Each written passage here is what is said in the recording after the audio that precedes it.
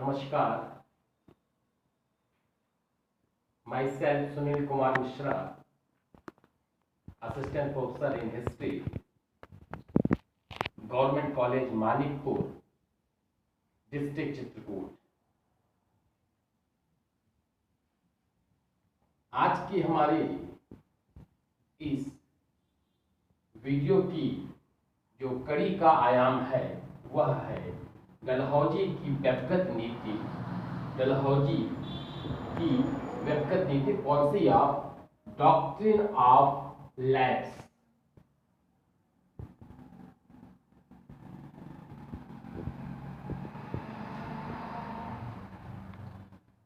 Dalhousie, Lord Dalhousie Bharat में governor general बनकर आए। लॉर्ड हार्डिंग के पश्चात 1848 से 1856 यह इनका भारत में कार्यकाल समय गवर्नर जनरल के रूप में। डलहौजी ने अपने शासनकाल के दौरान जिस प्रकार से ब्रिटिश साम्राज्य के परिप्रेक्ष्य में नीतियों का क्रियान्वयन किया और साम्राज्य विस्तार किया, वह आज हम इस पे माध्यम से रेखांकित करने का प्रयास करेंगे। डलहौजी, लॉर्ड डलहौजी साम्राज्यवादी नीति का पोषक। जैसा मैंने पूर्व में बताया कि इनका कार्यकाल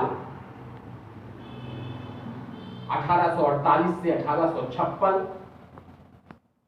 इस बीच में भारत में कई नई नीतियों की इबारत करने का प्रयास लॉर्ड डलहौजी के द्वारा किया गया।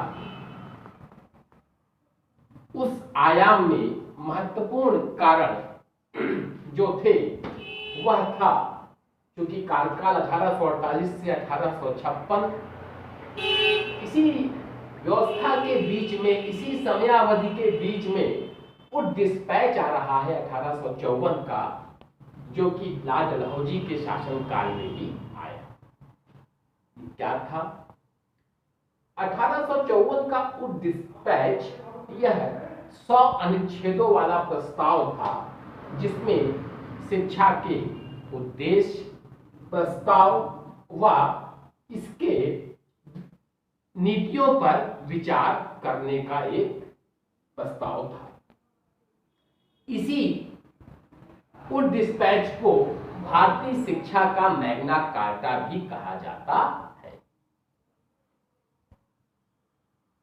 अगली कड़ी के रूप में लॉर्ड डलहौजी के शासनकाल में ही भारतीय रेलवे का उसे जनक कहा जाता है, क्योंकि जैसा हम जानते हैं, सर्वविदित है कि भारत में प्रथम रेलगाड़ी जो चली थी वह बंबई और ठाणे के बीच 1853 में चली थी। तो कार्यकाल वही 16 अप्रैल 1853 में भारतीय रेल चली थी मुंबई और ठाणे के बीच में। लॉर्ड डलहौजी का कार्यकाल 1848 से 1856, अर्थात भारतीय रेलवे का जनक का भी श्रेय लॉर्ड डलहौजी के खाते में जाता है। विद्युत तार की शुरुआत का श्रेय पोस्ट ऑफिस एक्ट 1854 में भी जो हुआ वह लॉर्ड डलहौजी के कार्यकाल में हुआ। अब हम आते हैं जो आज की विषय वस्तु का जो कोर है, जो केंद्र है, डलहौजी की व्यक्तिगत नीति। जैसा कि मैंने पूर्व में भी बताया कि डलहौजी विस्तारवादी नीति का पोषक था और इस विस्तारवादी नीति को मूर्त रूप देने में उसने इस प्रकार की नीतियों को अपनाया: युद्ध द्वारा, कुशासन द्वारा और व्यक्तिगत के सिद्धांत द्वारा देशी राज्यों का विलय किया।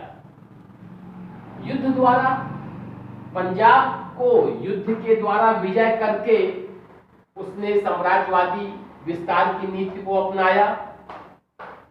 अवध पर कुशासन का आरोप लगाकर उसने अवध का ब्रिटिश साम्राज्य में विलय किया और 1856 में लखनऊ के रेजिडेंट जो थे आउट्रम ने अवध का विलय ब्रिटिश साम्राज्य में किया। तो अवध के शासक वाजिद अली शाह पर कुशासन के द्वारा आरोप लगाकर इस अवध का विलय किया ब्रिटिश साम्राज्य में लाल डलहौजी। अवध के विलय की व्यापक निंदा हुई 1856 में, और इस निंदा के आयाम में जो हेनरी लॉरेंस ने अवध के विलय की व्यापक निंदा की, ईश्वरी प्रसाद ने तो यहां तक कह दिया कि अवध का जो विलय है वह डकैती की चरम सीमा है। तो ये दो आयाम हो गए डलहौजी के द्वारा साम्राज्यवादी विस्तारवादी नीति को अपनाया युद्ध के द्वारा, कुशासन के द्वारा। जो तीसरा है वह है व्यक्तिगत के सिद्धांत के द्वारा देशी राज्यों का विलय, अर्थात गोद निषेध प्रथा अथवा व्यक्तिगत के द्वारा, policy of doctrine of lapse. ये क्या है? तो जो डलहौजी की विदेश नीति का जो उद्देश्य था, डलहौजी की विदेश नीति का उद्देश्य भारत में ब्रिटिश राज का विस्तार एवं मजबूती प्रदान करना था। उसी आयाम के मद्देनजर उसने डलहौजी ने गोद लेने की प्रथा पर पाबंदी लगाई तथा ऐसे शासक जो संतानहीन थे, जिनके कोई संतान नहीं थी, उनके राज्य को अंग्रेजी हुकूमत में विलय करने का प्रयास किया। अच्छा, इस नीति की आलोचना का कारण क्या था? क्योंकि यह जो नीति थी गोद लेने की, वह हिंदुओं में गोद लेने की प्रथा धार्मिक व कानूनी रूप से मान्य थी। मतलब इसको एक वैधानिक अधिकार था कि कोई शासक किसी को भी जो संतानहीन है वह गोद ले सकता है और अपना उत्तराधिकारी के रूप में उसको नामित कर सकता है। इतना ही नहीं, इस नीति से प्रजा में असंतोष तथा विरोधी तत्वों को बढ़ावा मिला, जिसका विरोध 1857 का जो विद्रोह है के रूप में सामने आया। तो ये जो आयाम है, यह जो एक डलहौजी की व्यक्तिगत सिद्धांत की नीति है, डलहौजी के द्वारा जो जिस प्रकार से गोद निषेध प्रथा को एक प्रकार से अपने साम्राज्यवादी नीति के विस्तार करने के मार्ग में एक पथ प्रदर्शक के रूप में देखा गया, वह निश्चित रूप से असंवैधानिक थी और उसको उसने इस आधार पर करके विभिन्न देशी राज्यों को विलय किया ब्रिटिश साम्राज्य में। अब हम नजर डालते हैं कि वे कौन से देशी राज्य थे जो इसके तहत विलय किए गए। प्रथम जो देशी राज्य था वह सतारा, जिसे 1848 ईस्वी में ब्रिटिश साम्राज्य में विलय कर लिया गया। जैतपुर 1849 में, संभलपुर 1849 में, बघाट 1850 में, उदयपुर 1852 में, झांसी 1853 में और नागपुर 1854 में। इस प्रकार से डलहौजी ने अपनी विस्तारवादी नीति को रेखांकित करते हुए युद्ध के द्वारा, कुशासन के द्वारा, व्यक्तिगत के सिद्धांत के द्वारा जो विस्तारवादी नीति को अख्तियार किया और जो भारत के देशी भारतीय राज्य हैं, जो देशी राज्य हैं, उनका विलय करके विलीनीकरण ब्रिटिश साम्राज्य में किया।